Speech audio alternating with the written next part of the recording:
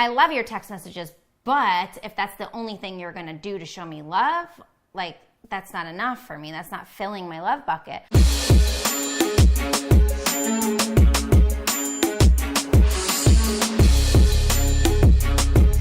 What's up, everybody? I'm Brandon. I'm Sam. This is the Ride or Die podcast, where we bear all and try to bring you some tips that have worked for us, for a lot of our friends, other power couple entrepreneurs, which, by the way, I know we've been talking about it, but we have a ton of power couple interviews. Like, we have the real Mr. and Mrs. Smith coming on. We are the real Mr. and Mrs. Smith. We've got the taking that title away. We've got some celebrities coming on. It's going to be 2019. You just wait for it. But anyway, we share these with you every single week to help you understand, after 17 years and 2 kids and multiple businesses failing and succeeding, hopefully that you can take what you want, what you don't want, don't take, and help save some families and some sanity. And that's the purpose of the show. Let's jump right into it. Maybe this is why Brandon hasn't been doing the intro. I'm just kidding. This week's topic is called reading between the lines. This is a big one. And I added a little with her to this mix. And let me explain why. Oh my goodness. Are you kidding? There's a caveat to it. Now I'm going to give you an opportunity, because here's my perception. And when I talk to my guys... This is polite face. Go ahead. When I talk to my guy friends out there, I feel like women are more emotional and men are more logical. But really, men are sensitive little babies. We are. And we have more logic more often and make more logical processing than females more often. I'm telling you, there's probably a poll, a research study out there. But anyway... I mean, scientifically, it shows that the female brain is more emotional and the male brain is more logical. And when I talk to my guys, I feel like by default, we go into a logical conversation. Like, why would she say that? Or why did she do this? That's not logical. I did X, therefore result should be Y, and that's not good enough for her, or whatever. So it creates animosity, arguments, stress, whatever you want to call it, right? Fights. So I added this with her, and I'd love to hear her perspective. But because I feel like was there a story, like what triggered this? How did this come up? It was something we talked about last week. I don't remember. Yes, it was. I was trying to leave it for you. So many stories. Your friend was doing this. Oh, morning text. So we've shared that in the morning I like to send a little note to Sam that she sees first thing when she wakes up. And even with the kids we do it, write a little note in their lunchbox to just set up the day. And this is something that I've been doing for, I don't know, like 6 months or so now. 6 months or so. And a couple of my friends are doing it, and they got into... a little bit of an argument, and she was like, basically like, oh, you're just sending those texts for you, or like, it's just like, it wasn't, she what's the words I'm looking for? She was having a moment. She was having a moment. She was having a moment. Okay.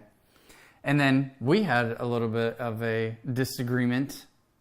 Just call it what it was. We had an argument last week about... Brandon came to me to ask me about this one thing and said, like, this one situation, like, how do we really, like, respond to that or take that situation? And I said, well, hey, I just did that to you recently, right? Like, Brandon sends me these texts all the time.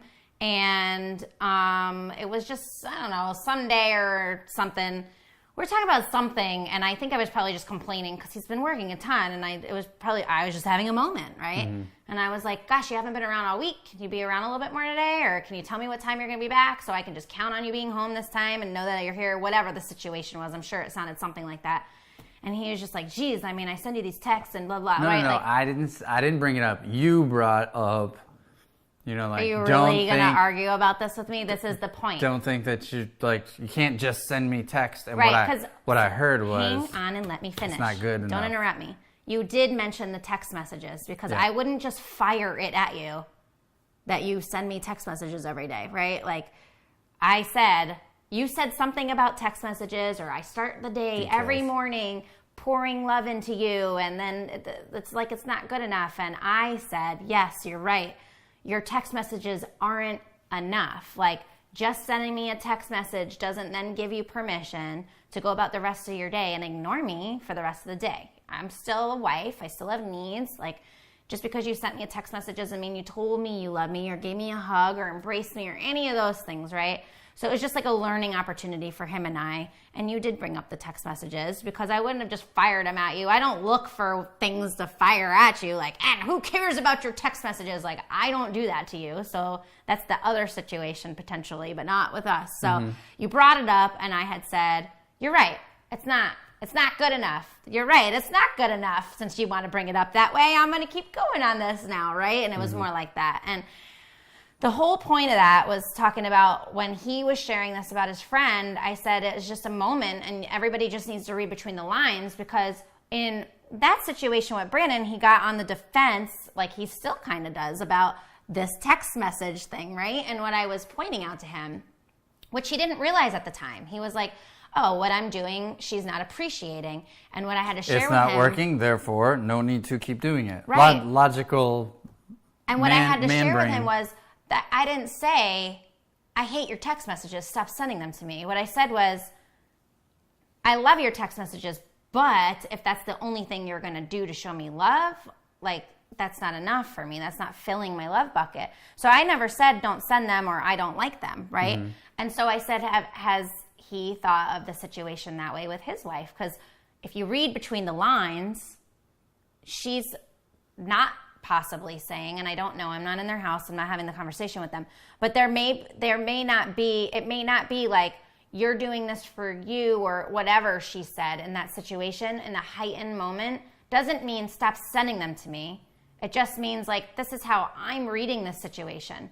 And if she's reading that situation wrong, then when they've calmed down, I think that's a good opportunity to say, hey, can we talk about this? Earlier you said, and this is how we do it, right? Like, hey, earlier it looked like I got offended, like the text messages aren't important to you. And well, that's not the case, Brandon. You know, I love getting your text messages. In fact, like I brag about them on social media and everything. I love getting them. Please don't stop sending me the text messages. I love getting those text messages.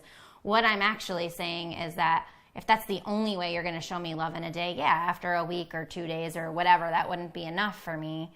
I like interaction with you and I enjoy being with you, and those things are really important to me too, right? And so there may be in his situation, for example, if he went up and tried to discuss this, not in the moment, but a little bit later, hey, you know, you said this and it really hurt my feelings.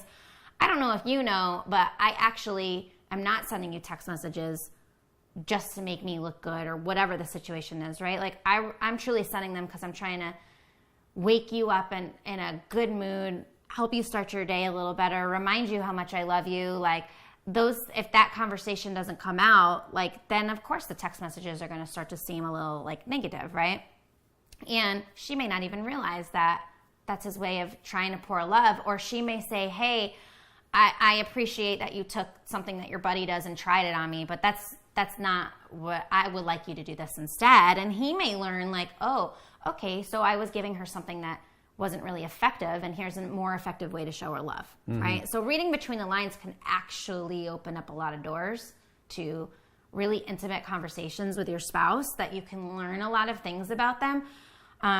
Like I did with him, like me firing back, well, that's not enough, like isn't necessarily the nicest response to Brandon. And I want him to know how much that those text messages actually mean to me, right? So I had to go backtrack and let him know, like, hey, it's not actually that. This is the real deal, though. Like, I want to spend every waking minute of every single day with you, and when I don't, like, it makes me all depressed, and I can't live anymore because all I got was this text message in the morning. That's the dramatics of it, right? But that's how it feels some days to me, like, oh, I just need him in my life right now. And it sounds so stupid, but I really do get that like dramatic in my head about it, right? And the text won't be enough on those days. I do need a little bit more than that. But Another example is date nights. You know how important date nights are. We stress constantly, like, you got to have your date nights. And Yeah. equally as important, I would say, is your, like, weekly or at least bi-weekly, like, family check-in, or, you know, like, we don't have the kids involved at this young age, but the point is, like, we sit down and have our, like, family conversations, our little whiteboard sessions. Some weeks, they're great. Some weeks, they're just routine. Other weeks, they can be downright a failure, right? Like, go out to a date night, you think, all right, this is going to be a good night, and then a conversation turns something into an argument or disagreement or whatever. It can be very quick. It can be very easy to be like, what's the point? Why pay for a babysitter? Why take this time out? She doesn't, appreciate it anywhere. He doesn't, he's not present, whatever. And then from that point on, not doing the thing that is actually helpful. I caution you not to do that. I want to ask you a question. Are you writing me notes? No, Okay. I'm writing a note for later, and I didn't want you to be distracted. Okay, And look at how much I'm using the iPad. I keep telling him I need one of these things, and he's like, are you really going to use it? The iPad Pro with his damn pencil is amazing. Is so awesome. Yeah. You should get one. So, that's really all we had to share. Now I just want to, interview you. So here's what happens for me, and I would love to get some more insight for you, not just for our listeners, right, because but this is read between the lines, ... with her. Yes, Okay. exactly. So there are so many times where I'm we beating have... you up a little bit today. It's Sorry. fine. I got a tough skin. I've been doing my push-ups. I love you so much. So I love you too. There are many conversations that we have because life is dynamic, right? Life is messy as all get up, and that's just how it is. That's what keeps it interesting. And there are plenty of conversations that we have where, in my mind, I go, well, she says she wants this, but then she says this is when I say, like, your wife is like a moving target. Like, you're aiming for this. Okay, you want this. All right, I'm trying to give that to you. But meanwhile, I may have stopped doing something, or I may have done something wrong that I was doing right. And now I'm doing this right. And I'm thinking, whatever. So what I advise my friends to do is basically listen, right? Listen to the complaints, listen to the concerns, listen to the praise and the good stuff that she says. But there's like something I can't quite put my finger on that is like, the way I sum it up is like, you just you gotta read between the lines with your wife sometimes, because she may say something that I heard, the text messages aren't enough. That can be, okay, then why waste the energy and the thought doing the text message? But what you're really saying is, that's not the only thing. I also still want this, right? I don't know of another example. So the question is, what? Was there a question with this? I'm like trying to consume all this information, and I don't know the question. And that confuses the hell out of me. I know. I got to give you the thing first, and then explain. It's okay. I think I got it. Go ahead. I think I know where you're going. Ladies have people, period. But I'm just going to be... Oh, okay. I was like, we do get have period. you okay. This is okay. Anyway, go ahead. Ladies constantly, like, your wife has needs, wants, desires, concerns, complaints. Mm-hmm. I think the man wanting to fix things is always like maybe hanging on every word or taking everything for face value. But that's not always what you're really asking for. How do I sum that up? Or how can you help give me some insight and our listeners some insight? This is exactly where I thought this whole conversation was going to go. And so I started already thinking what the answer would be in my head in case this was where it went. And this would probably be the most easiest way to put it, especially in a season where Brandon and I have been so busy. Like, we've had to work together a lot more the past few months. We've made a lot of changes, right? And a lot of transitions.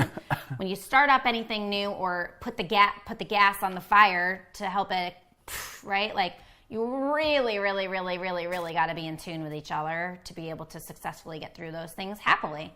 I would say for such a busy season, we've been doing awesome, right? And high five your neighbor. But I think that one of those big things is you're guilty of it too. So don't think for a minute that overwhelm, that feeling of overwhelm from your wife is not necessarily coming back at me in the form of overwhelm from you. I'm really good at already kind of prioritizing things. So when you say any laundry list of things you want done, like which we've been doing, right? We've been firing off these lists of things. I need help here, I need help there, whatever it is, blah, blah, blah, blah, blah, blah, or I want this, I want that, whatever, blah, blah, blah, here's my goals, blah, blah, blah. It's like, holy shit, that's a lot of overwhelm. It's a lot of stuff. And then you put both of our stuff in one list together and it's like, pff, that's a lot of stuff. We could easily just like not chip away at this list at all, because the reality is, just like in our business, where do we get started? So what I've been doing lately is, and I think you've asked me questions here or there, like, okay, you've told me like a few different things, like if I only got one thing done today, what would it be? And it doesn't have to be one, but like even in our house and stuff, when you have a list of priorities of how I feel I want things done or whatever, you're really good at executing. And I'm the same way. When I feel overwhelmed with a list, like I don't really know how to hit it, right? So you hit me with a list of all these things that you can use my help with right now on the business side of things. And I go, okay, well, let's look at this list and prioritize it. It's the same difference in our house. If I come at you and I need help with 5 different things, and we were just talking about this with our house, right? Like I take on a lot of the household responsibilities, but when it comes to like doing the repairs or stuff like that, Brandon's taken more initiative on that stuff, and I haven't really minded because I can't stand dealing with all the house people. But I told him, I said it would be a lot easier for me to do if I knew what our budget for house repairs are or for house improvements are. And when I don't know those things, I don't like making those financial decisions without him. So if I know those things and we have these conversations about them. So it's a long-winded answer, but my response is like, if you come and talk to me or you want to communicate to me about things, or you get confused, or you really don't understand where I'm coming from, because I know I can be a little bit of a complex creature where I can say one thing, it's one thing, one thing, it's one thing, one thing, it's one thing, and we're trying to like help each other so much be the best versions of ourselves we can be, that it can be a little like, wait a minute, she just told me that yesterday, and I may not even realize I do it. So coming and talking to me and getting that clarity is huge. I notice that you're way more productive when you just ask more questions, and not in like an attacking way, you know, like coming up to me and like, yesterday you said this and today you said this. What the hell do you want, woman? Like that's not going to work, right? But being like, oh, hey, you mentioned like this and this and this and this, and I have this list of things. Can you help me prioritize? That's where I shine. I'm like, sure thing, baby. I'm asking you questions to get your help in clarity or prioritizing, as opposed to trying to be right. Well, you said you wanted this goal, but that means I got to work late or something. So you can't have that without this. I'm right, you're wrong.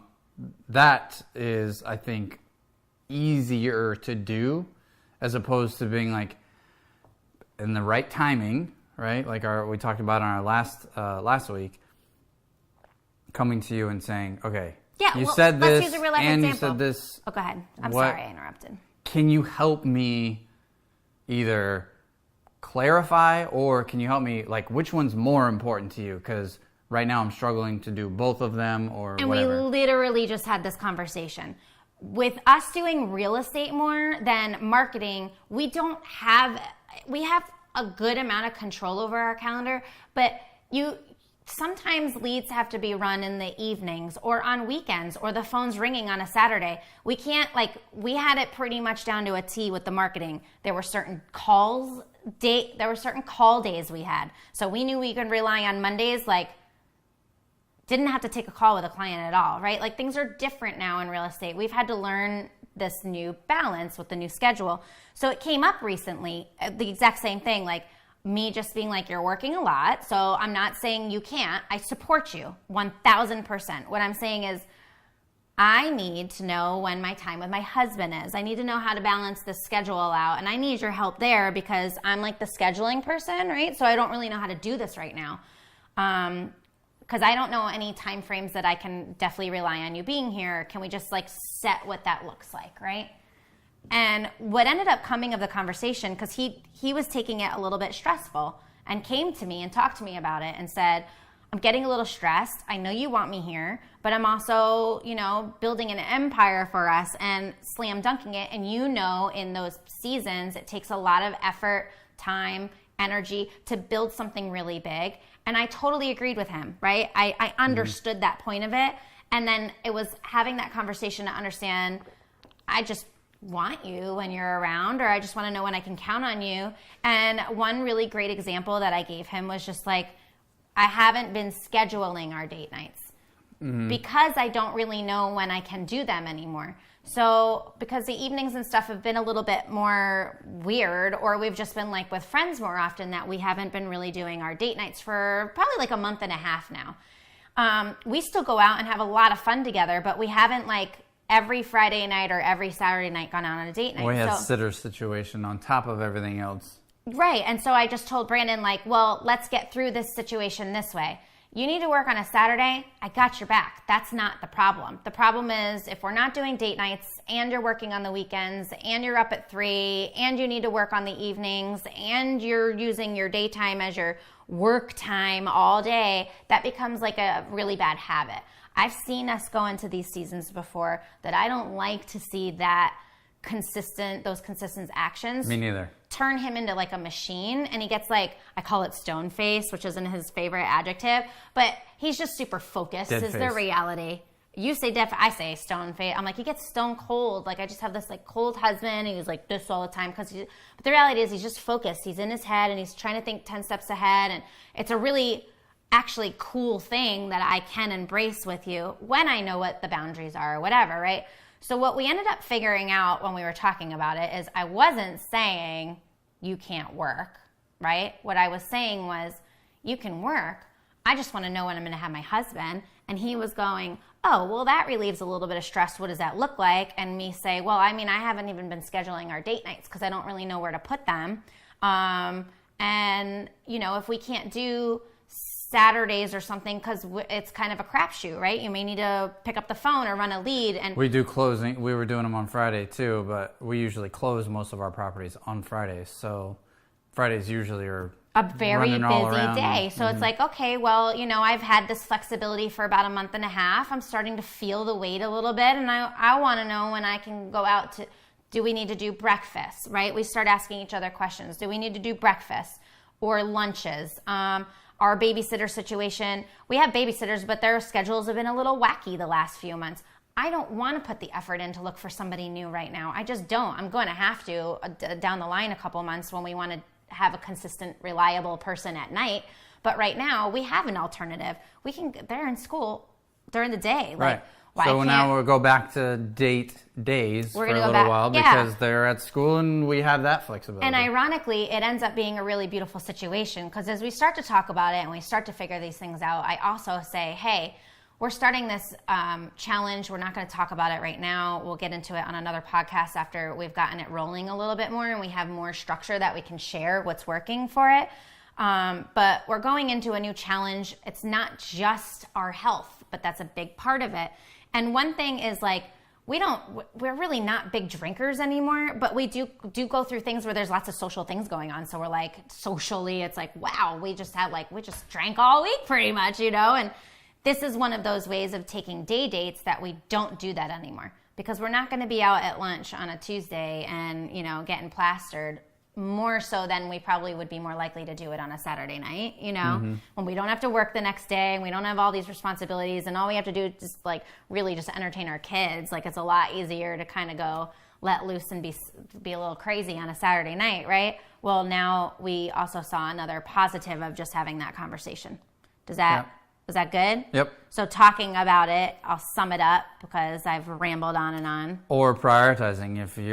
If you're like, I need this and I need this and I need this, like I can be like, ooh, can you help me understand what's most important and maybe what's second most important?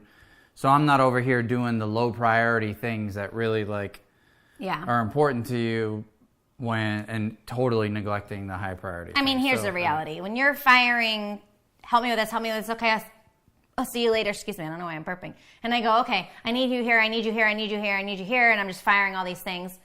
It's like we are kind of looking at each other to fix those things or just do those things and not in tune with how much the other person may or may not have on their plate, right? So coming together and discussing those things helps us understand what's going on, helps us get the clarity we need, and then we're able to like fit that into our schedule a lot better and easier. Yep. And we work through those challenges together as a team, which really ultimately is always our goal, is to do these things together and come out on top. And I don't even know why I didn't even think of this before. This is like really being a fly on our wall because this is how it happens. Now I go into some other rant, so I'll try to keep it quick. But I don't even know why I didn't think of this before. But like when we are firing off at each other, I lost it. It wasn't important. It'll come back to you. It will. After we're done recording, which is fine. We'll just share it with each other. All right, guys. Sorry, guys. I hope you got some nuggets about reading between the lines. One thing that came up for me when I was thinking about this topic was a quote that I actually heard again this morning from Tony Robbins. He says, trade your expectations for appreciation, and your everyday is basically a miracle. You're so cute. You're like Mr. Rogers. You're like, here's my quote for the day. Yes. And my little outro. Some reading rainbow or something. It's adorable. Yeah. No, I just like to hang on to. I'm not I get too much information and then I'm like, oh, I just need to you have like these key things that you can focus on. Right. Yeah. So, and that's where I think expecting things in your marriage or conversations to be like very black and white is ridiculous. Or expecting her or him to do certain things or whatever just sets you up for failure. So trade your expectations for appreciation and everything's that much more beautiful, like your face. All right, guys. That's another episode of the Ride or Die podcast. Do not forget to like and subscribe. Please share this with someone you think needs to hear it, who maybe a guy friend of yours is like, I don't understand. She wants this and she wants that, and I got to read between the lines. We love your feedback, love your comments. Is that what they look like? Yeah, exactly. And don't forget to follow us on Instagram. Almost 1,000 followers. We would love if you could help push us over that 1,000 mark at Brandon and Sam. And we will see you next week for another episode of the Ride or Die podcast. Take care. Bye.